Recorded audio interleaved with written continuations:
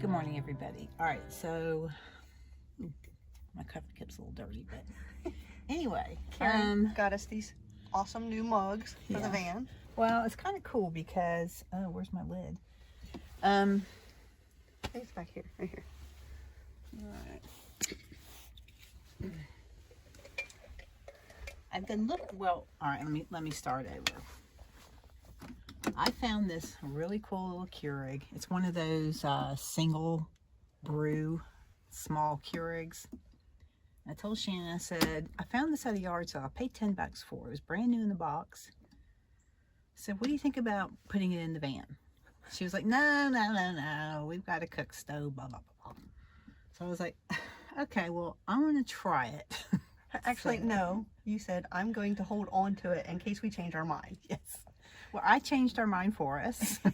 So we figured out a way to get it in here, and it fits perfectly in this little bin right here. And so on very cold mornings, or if we are at a site that has power, we don't have to leave the van to make our coffee. So, and this will also kind of work kind of double duty. Like if we wanted to do ramen noodles or something, it would produce hot water for us, hot tea, hot anything for us. So I was like, this should be a cool little gadget to have. So anyhow, it's morning, and the other challenge I had was finding a coffee cup that would fit in this spot where I wouldn't like make a big mess. So I've been searching. We stopped at, did our typical stop at Starbucks to get a cup of coffee while we were traveling yesterday because we were both still tired. And I saw these at Starbucks, and I was like, perfect. Okay, it's a nice size mug. It has that soft bottom on it. Has the lid, okay, that you can close and seal, and fits perfectly underneath my little spot right here. So Shannon and I got a new mug yesterday. All right, so Karen's got us set up all here with the coffee station. She's got her little coffee station. We've got, this is the new fridge over here that we have setting on a stand. She's got our creamer station all set up, so she is making us coffee to go here because we're getting ready to pull out of Keystone State Park. Right. All right, so I do want to say, the Keurig. I drug my feet forever. I was being super stubborn about it because it's camping to me means doing it the hard way. Yeah, doing it or the long way. The camping way. Yeah. There you go. And I would take the stuff out. Second reason is I didn't want spills in the van. So I told Karen, I was like, I finally just gave in. I was like, if you can figure it out that it won't make a mess and whatever, give it a try. And honestly, I thought it wasn't going to work until the first cold morning that I didn't have to go outside in the cold to make the coffee. She gave me coffee while I was in my bunk. We didn't have to leave the van. Didn't have to leave the van. I stayed all nice and toasty in my bunk, enjoying my morning cup of coffee. So not only was it good for that, I mean, I thought back to when we were in Palo Duro, Texas, at Palo Duro Canyon State Park. It was so windy. The sand, it's like red sand blowing sideways. Banks. It was like that at the Outer Banks, Banks. We couldn't keep my propane burner lit. It was that windy. And the sand was blowing sideways in everything. In your coffee. I was like, I mean, even just for those kinds of situations, and we were at power sites, both of those areas, we could have easily just used a Keurig. So that's the one drawback. The Keurig is just too much for either one of our portable powers. So unless we have land power, the Keurig is not an option, and I have to old school it, which probably is going to be pretty sad then for me to have to go out and cook. But well, you did have to old school it recently. Yeah. So, but whatever. It's a nice little option, and Karen was right. So I already knew it would work, and I knew it was a good idea. And when I found this and I saw the size of it, I was like, okay, so it's compact and small enough that we could figure out a way to get it into the van without it taking up a lot of space and being like an eyesore and kind of a pain in the butt, which neither one of us want. That's something that we're always trying to not happen in here. No, and for me, it's a luxury item, and I always question whether or not luxury items are really a necessity in the van with the van real estate. Same thing with the fridge. It's a luxury item, but I'm really liking it. It's less work in the long run. Yes. No mess. No ice. Yeah. It's an extra step for me because I've got to keep the power charged. But again, but we have figured that out. I mean, yeah, it's working. So we're able to like power this. Of course, at the site we can power it right off of the Actually, site. right now, because right now we do have it on the GroWatt. We're getting ready to take off, so we've got it hooked up to the GroWatt down here. And yesterday was a nice day. It was hot in the van. I mean, it got up to 86 degrees in Ohiopyle. And we had the van parked in the shade, but it was still pretty hot here in the van.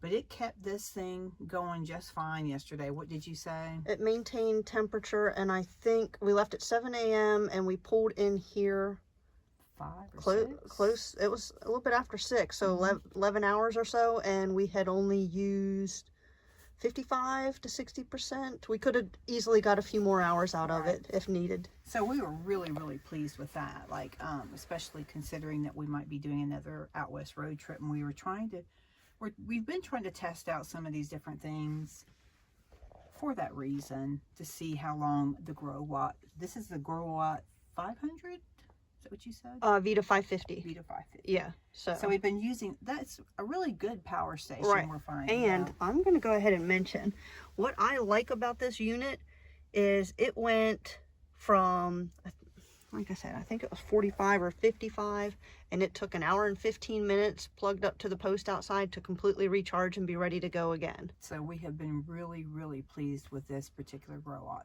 Now, we would hopefully eventually love to have a much better, or I guess more powerful,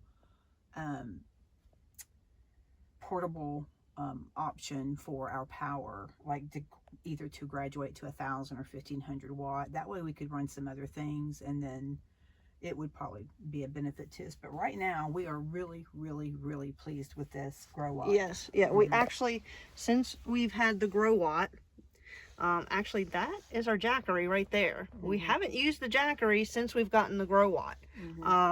Brought the Jackery along for, actually I can show you right here. This is our heating pads. So if on the way driving, either one of us need to use our heating pads for achy muscles, back, whatever, we can plug right in to the Jackery. And you might think that that's kind of a, why would you do that? Well, we've had some experiences in the past out on road trips where that would have been just a blessing when I threw my back out.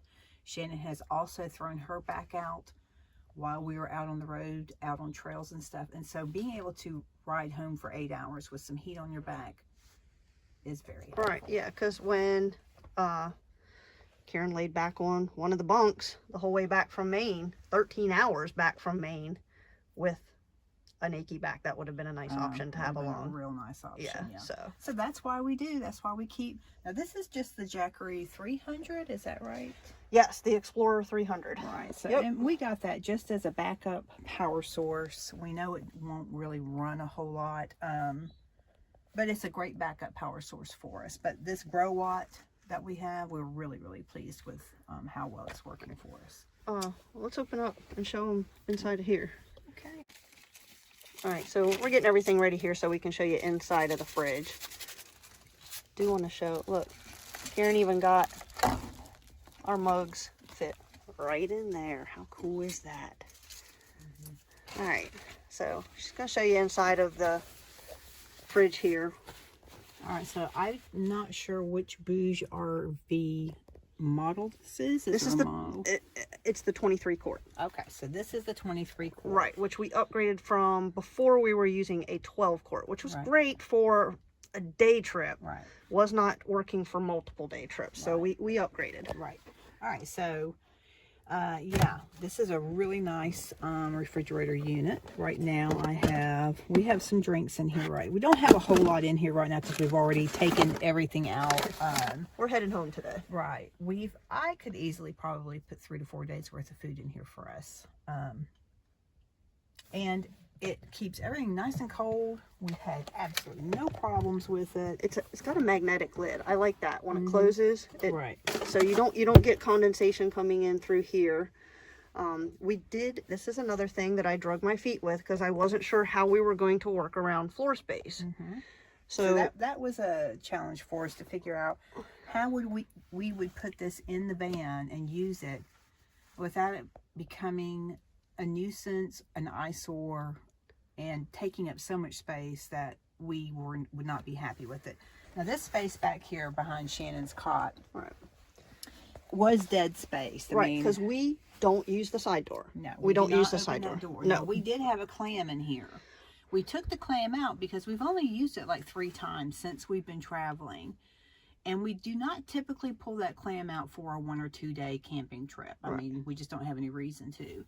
So we took the clam out and decided, okay, so if we were ever going to try to use it, we can just put it back in. But anyway, that opened up everything over here. And so now what we finally found a stand. I mean, it took us forever to find something that would fit in this specific space and do what we wanted it to do. Right. So Shannon wanted to make sure that the ventilation that comes out, because these do have air that come out when they're running. It has to breathe. It has to breathe, that it wasn't blowing in her head while she's sleeping. Or covered up somehow, like something wouldn't be in front of it and preventing it from ventilating the way that it needed to. So that was one of the issues. And she didn't want the noise right at her head. Well, this thing is actually really quiet. It is super quiet. It hums just very faintly. So that has worked out really well with this particular unit. But the first fridge that we just had sitting on something low, and it was right by my head, and when it kicked on, it actually vibrated my whole bed. Right. So it was waking me up throughout the night. So this, now that it sits up above my bed and doesn't touch my bed, it doesn't bother me at all. All right, so this is serving several purposes. Like this is where she keeps all of the cords for the Bouge RV and for the GroWatt. So she has everything here all right accessible for both of these pieces. And then we found these at Target. I think it was Target. These are pretty cool. I like these. And they have kind of lids with them. But so what we do with this one is we keep our mugs and our cups for our coffee and our tea. Like when we're traveling, we usually use these for coffee. And then we have the cups just specifically that we use for tea or taking with us out backpacking. Again, luxury. Yeah, those are luxury things. But anyhow, we do have space here we can utilize better if we wanted to. All right. So then this down here, it has, it's lifted up off the ground. So the unit is not sitting right on the van floor, which when it's cold outside, the metal of the van floor, it gets cold and it can quickly drain the battery. It also provides ventilation under, on the sides, and around the back, right? Because when this is running, there's a fan that kicks on and it has to breathe just like the fridge. So then this entire unit is connected. Karen, if you pull out the jackery, we use some zip ties. It's connected to one of the cargo hooks, and I've got it connected back in there as well to the bed. Right. So this, it doesn't move. And so while we're traveling, we have these, what are they called? Bungees. Well, I know that. Oh, they're just something bungees. special. All right.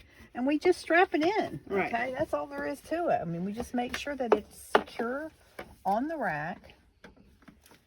And hook it in. Yep. And it's not going to go And that's anywhere. that, right. We have not had a single problem Nope. with this moving, going anywhere, nothing. So. And another important thing was to me that we still have access in the event of an emergency. I can still access the handle to the door that would open up this side door, and we clearly could still get out of the van. That was another major, even though we don't use that side door, was a major concern for me, that for emergency purposes we could get out of the van. All right, so these are what we could consider Luxury. yes. A few luxury items. Right. Shannon said luxury items. Right. What do you consider them? I think that the Keurig is a luxury item. I don't really consider this a luxury item. It's an expensive item. No, because we still would have to bring coolers. And before we had this, we had to bring 2 coolers. Yep. We had 2 small igloos, and you guys might have seen them in previous videos. Right. We would bring them back here and stack them up, and it worked fine. But it was a pain in the butt because you're constantly having to change out the ice. And move them. They were going... And move them, and dribbling water. Right. I mean, we didn't like that. It's a nice luxury, I guess. Right. Well, me. And in all fairness, what's a bag of ice? $4 or $5 when you stop. Yeah. So in the long run, it's going to save us money. Right. Mm-hmm. And yeah. And I know for myself that our food is not going bad. In a cooler, it's very hard to regulate temperatures. Like if you have meat and things that you should be paying attention to as far as bacteria and that kind of thing. And I'm kind of weird about that. If I think it's the least bit bad, I won't eat it. Yeah, and like when we were having lunch meat, the bag was filling up with water, right. Which is then pretty gross. So we know that this is consistent. We have this set at 39 degrees right now. And it is at 39 degrees. Mm-hmm. And I know that it's consistently staying at a temperature that's keeping our food safe, and I don't have to worry about that anymore. Do have a refrigerator thermometer in it just to be sure that it's registering what's actually happening in the refrigerator. But yeah, I love this thing. I think this is fantastic. Yeah, this was Karen's birthday gift this year, which Karen's birthday gift, was really kind of for both of us, but it was another thing that she had been talking about, and I was dragging my feet on, and again, I'm glad it's something that we did. Good job. Okay. All right, so I've made Shannon's coffee. It's my turn. So we're going to make ourselves a cup of coffee for the road because we're ready to move on. We're going to go do a trail here at Keystone State Park. It's supposed to go by some natural bog areas, which we love to see those kinds of things. I'm going to make me some coffee first. And my luxury item Keurig. So there you go. We just want to share a few of our favorite van gadgets.